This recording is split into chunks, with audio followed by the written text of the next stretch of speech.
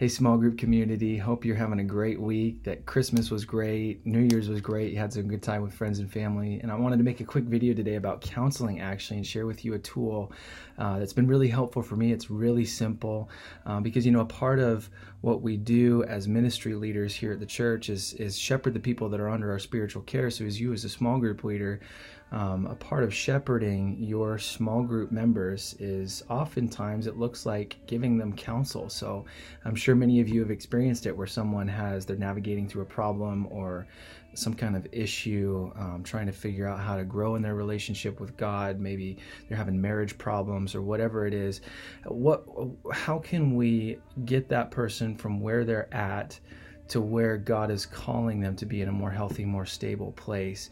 And the first thing really that I look at when I'm stepping into someone's life at a deeper level and going to be counseling them is the first thing that I'm thinking about is, where's their prayer life at? Because it's amazing how much of our dysfunction would just not be in the picture if we would just check in with Jesus every day, sit at his feet in the Word, and let the Holy Spirit work on our heart and transform us from the inside. So that's the first thing that I always encourage people to do, is really up their prayer life. I mean, it takes care of addictions.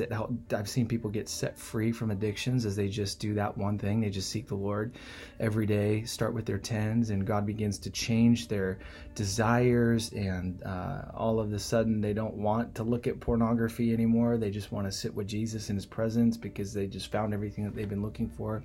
So that's really the number one thing that we're looking at, is we're encouraging that person in their relationship with Jesus. Get connected to Jesus. John 15:4 is, the branch can't bear fruit without the vine, neither can you unless you abide in me. So we want to get that person connected to Jesus, because we recognize that I really can't do anything to change this person. Jesus is the one that's going to bring about the transformation. So I want to encourage them to first and foremost get connected to him. And beyond that, I have just three really simple questions that I work through in my mind as I'm kind of running my finger along the edges of their life, figuring out where they're at, and how I can help them move forward. And the three questions are this. I love it. It's so simple. The first one is, where are you at? Where is this person, or where is this couple at? So there we got to use some good listening skills, some good empathic listening, really stepping into their shoes. Getting both sides of the story is really important. If we're dealing with a couple or multiple people, we want to make sure that we're really understanding well exactly what's going on, that we're not putting words in that person's mouth, but we actually understand what it's like looking through their eyes, living in their shoes. We want to have a good understanding of where they're at. And so some good question skills are important there also, knowing how to get that information out of people. And it comes with time and with practice. And, and the Holy Spirit is a great help with all of this stuff too. I mean, I love that verse in Isaiah that says that Jesus is a wonderful counselor, and it's so true. So I want to encourage you in that, as you're stepping into this in greater degrees with different people, that you really have the greatest counselor of all on your side. And, as you're just dialoguing with the Holy Spirit, as you're giving this person counsel, Jesus will speak to you and he'll highlight different things. Maybe you'll bring a question to mind to ask the person that's going to lead to an insight, or all of a sudden you'll have God just take over your mind and give you a thought that you wouldn't have come up with, and it wasn't him. I mean, as we're stepping into this role, God steps in with us because he loves this person. He loves these people that we're counseling, and he wants them moving forward. And so he's faithful to do all that. So first question is, where is this person at? Good question. Asking skills, good listening skills, important for this one. Where is this person at? Getting a good look, detailed look at that. The second question I ask is, where does this person want to go? And this is a really important question, because the person that you're counseling, they have to be willing to work at their life or at their marriage more than you do. And if they're not going to do that, then unfortunately you're really just wasting your time, because it's not going to go anywhere.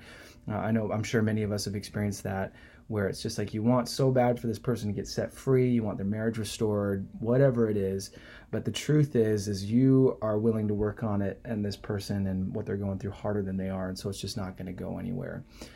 So that's a great question to ask. You can just ask them straight up, is where do you want to be? What's your vision out of this thing? Somebody that you're working with, let's just stick with a pornography example. They're addicted to pornography, and you figure out where they're at.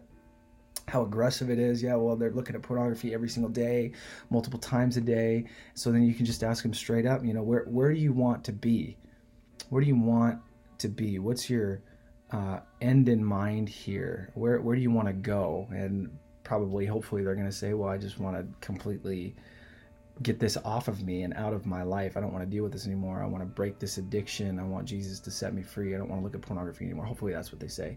That's a great question to ask somebody, because it relates very closely to the third question that I ask, which is, how can I help you get there?